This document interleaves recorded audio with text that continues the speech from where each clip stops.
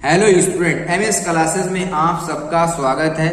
आज हम लोग जो है कक्षा 10 का जो साइंस है उसको जो है हम लोग लिए हुए हैं। अभी तक इसमें हम लोग मल्टीपल चॉइस का क्वेश्चन कर रहे हैं और बहुत सारे क्वेश्चन को हम लोग कर लिए हैं। तो उसी को आगे बढ़ाते हुए कुछ क्वेश्चन और आज हम लोग लेकर के आए हैं और परीक्षा से पहले अपने पूरे टारगेट को करेंगे जितना हम लोगों ने प्रयास किया हुआ है। लगभग प्रयास करने में हम लोग जो है 300 के करीब क्वेश्चन हम लोग करने का प्रयास कर रहे हैं। ठीक है, तो आप लोग जो है जमकर जो है चैनल पर बने रहिए। आप लोग जो है सारे वीडियो को लाइक करें, चैनल को सब्सक्राइब करें ताकि जो है बेल आइकन भी दबा लें ताकि जो है आप लोग को जब भी वीडियो आए तो नोटिफिकेशन मिल जाए और आप लोग जो है तुरंत उसे देख लें। चलिए तो क्वेश्चन शुरू करते हैं। आज का हमारा जो पहला प्रश्न है यहाँ से 136 प्रश्न शुरू हो रहा है, यानी अब तक हम लोगों ने 135 प्रश्न इसके कर चुके हैं। तो यहाँ से देखिए प्रश्न संख्या 136 क्या लिखा है कि यहाँ पर जिंक और यहाँ पर H2SO4 लिखा हुआ है और यहाँ पर लिखा है कि ये अभिक्रिया है। तो देखो यहाँ पर संयोजन अभिक्रिया, द्वितीय विस्थापन अभिक्रिया, वियोजन अभिक्रिया या विस्थापन अभिक्रिया, कौन सी अभिक्रिया है यही बताना है। तो हम लोग ये जानते हैं कि जब कोई अभिक्रिया में एक हमारा ये यौगिक हो और ये एक तत्व हो, जब ये इसमें से इसके स्थान को ग्रहण करता है तो ऐसी अभिक्रिया को हम लोग क्या कहते हैं विस्थापन अभिक्रिया कहा जाता है। क्या कहते हैं? विस्थापन अभिक्रिया कहते हैं। तो विस्थापन अभिक्रिया का कौन सा ऑप्शन है? डी वाला, यानी ये वाला हमारा राइट हो जाएगा। अब देखिए अगला प्रश्न क्या कह रहा है कि निम्नलिखित अभिक्रियाओं में से कौन विस्थापन अभिक्रिया है? विस्थापन अभिक्रिया का उदाहरण बताना है, इसमें कौन सी है? तो यहाँ पे देखो पहला वाला कैल्शियम कार्बोनेट, ये तो हमारा विस्थापन अभिक्रिया होगा ही नहीं क्योंकि इसमें केवल एक ही उत्पाद है, हम अभिकारक है। और इस वाले में देख रहे हैं तो ये दो उत्पाद तो अभिकारक तो दो है लेकिन दोनों यौगिक है। और विस्थापन अभिक्रिया क्या होती है कि एक यौगिक हो और एक जो है हमारा तत्व हो। तो ऐसी कंडीशन में हमारा ये सी वाला ऑप्शन बिल्कुल सही देखने को मिल रहा है। कौन सा ऑप्शन सही हो जाएगा? सी वाला ऑप्शन हमारा राइट हो जाएगा। अब देखिए प्रश्न संख्या 38 क्या कह रहा है कि कौन सी गैस उत्सर्जित होगी जब धातु जल के साथ अभिक्रिया करेगी? कौन सी गैस इसमें से निकलेगी जब कोई धातु जो है जल के साथ अभिक्रिया करेगा? तो हम जानते हैं कि जब कोई धातु जल के साथ संयोग करता है तो उसके अंदर हाइड्रोजन गैस ही उत्पन्न होती है। क्या उत्पन्न होती है? हाइड्रोजन गैस इसमें से निकलेगी। चलिए अगला प्रश्न हमारा क्या कह रहा है? अगला प्रश्न ये है कि लौह चूर्ण पर तनु हाइड्रोक्लोरिक अम्ल डालने से क्या होता है? यानी फेरस पर लौह चूर्ण पर जो है HCl डालेंगे तो क्या होगा, इसके अंदर ये बताना है। हाइड्रोजन गैस एवं आयरन क्लोराइड बनता है। तो हम जानते हैं कि जब लौह चूर्ण यानी जो फेरस हमारा होता है, जब क्लोरीन के साथ HCl के साथ हमारा संयोग होता है तो क्या बनता है? FeCl2+H2 हाइड्रोजन गैस बनाएगा कि नहीं बनाएगा? तो यानी इसका पहला वाला ही ऑप्शन हमारा सही हो जाएगा। ठीक है, यानी हाइड्रोजन गैस बनेगी और आयरन क्लोराइड FeCl2 हमारा यहाँ पर बन जाएगा।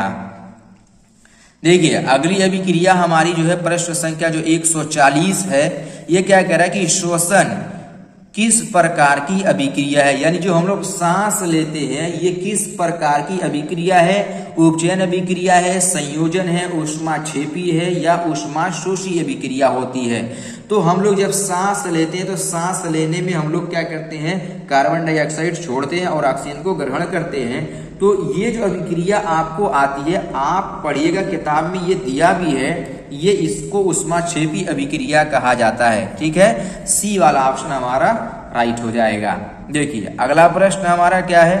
अगला प्रश्न ये कह रहा है कि CuSO4 CuO copper oxide plus H2, यहाँ पर कॉपर अलग हो गया और यहाँ पर जल बन गया, किस प्रकार की अभिक्रिया है? ये जो पेज क्वेश्चन नंबर 141 है, देखो यहाँ से इसमें ऑक्सीजन निकल भी रहा है और यहाँ पर जुड़ भी रहा है। एक ही अभिक्रिया में जब दोनों घटनाएं होती हैं तो ऐसी अभिक्रिया को रेडॉक्स रिएक्शन यानी रेडॉक्स अभिक्रिया कहा जाता है। देखिए अगला प्रश्न क्या है कि इलेक्ट्रॉन के स्थानांतरण से बने यौगिक कहलाते हैं। जब इलेक्ट्रॉन का स्थानांतरण होता है ऐसे यौगिक को क्या कहा जाता है? तो ऐसे यौगिक को सहसंयोजी या वैद्युत संयोजी, कार्बनिक या कोई नहीं। तो ऐसे यौगिक को जो इलेक्ट्रॉन के स्थानांतरण से बनता है उसको वैद्युत संयोजी कहा जाता है। ठीक, अगला प्रश्न देखिएगा, लिखा है कि नीचे दी गई अभिक्रिया में कौन सा कथन सही है? यह अभिक्रिया कॉपर ऑक्सीजन के साथ संयोग किया, कॉपर ऑक्साइड बन गया। तो कॉपर का ऑक्सीकरण हुआ या कॉपर का अपचयन हुआ, कॉपर का अवकरण हुआ या कॉपर का नाइट्रेशन हुआ। तो ऑक्सीजन के साथ जुड़ने की प्रक्रिया को हम लोग क्या कहते हैं? ऑक्सीकरण कहते हैं। यानी इसमें क्या हो गया? कॉपर का ऑक्सीकरण हो जाएगा। देखिए अगला प्रश्न हमारा क्या है कि सिल्वर क्लोराइड का रंग होता है, सिल्वर क्लोराइड जो हमारा जो है वो AgCl होता है उसका रंग कैसा होता है? तो उसका रंग हमारा श्वेत होता है। यानी 144 वाले का हमारा पहला वाला ऑप्शन सही हो जाएगा इस तरीके से। चलिए अगला प्रश्न हम लोग देखते हैं। यहाँ पर देखिए लिखा हुआ है कि निम्नलिखित अभिक्रिया, कैल्शियम कार्बोनेट की अभिक्रिया लिखी हुई है और यहाँ पर जब टूटा है तो कैल्शियम ऑक्साइड और कार्बन डाइऑक्साइड बन गया। यहाँ पर देखो यौगिक एक है और यहाँ पर जो है दो भागों में टूट गया। अभिक्रिया का नाम बताना है कि कौन सी अभिक्रिया होगी। तो हम जानते हैं कि जब एक यौगिक हो और दो भाग में टूट जाए तो ऐसी अभिक्रिया को हम लोग क्या कहते हैं? ऐसी अभिक्रिया को अपघटन अभिक्रिया कहा जाता है। क्या कहते हैं? अपघटन अभिक्रिया कहते हैं, जिसको आप लोग वियोजन अभिक्रिया भी कह सकते हैं। ठीक है ना। देखिए अगला प्रश्न है कि निम्न में से कौन सा उत्पादन लेड नाइट्रेट को गर्म करने पर प्राप्त होता है? लेड नाइट्रेट को जब गर्म किया जाएगा तो इसमें से कौन सी उत्पादन प्राप्त होगा, उत्पाद प्राप्त होगा, ये चीज बताना है। तो यहाँ पर देखो ऑक्सीजन, ऑक्सीजन नहीं मिलेगा, NO2 ये भी नहीं मिलेगा, NO2 और N2 ये भी नहीं। इसमें जो मिलता है NO और ऑक्सीजन यानी O2 मिलता है, ये वाला मिलेगा। अब देखिए यहाँ पर अगला प्रश्न क्या है कि विद्युत बल्ब के भीतर, विद्युत बल्ब के भीतर क्या होता है? निर्वात होता है या वायु भरी होती है या निष्क्रिय गैस भरी होती है या हाइड्रोजन गैस भरी होती है? तो हाइड्रोजन गैस नहीं भरी जाती है। वायु के जो बल्ब होता है उसके अंदर जो अक्रिय गैस होता है जिसको निष्क्रिय गैस कहते हैं ये भरी होती है। सी वाला ऑप्शन आपका राइट हो जाएगा। देखिए अगला प्रश्न क्या लिखा है कि दी गई वोल्टता के स्रोत से जुड़े किसी चालक के प्रति सेकंड उत्पन्न ऊष्मा होती है।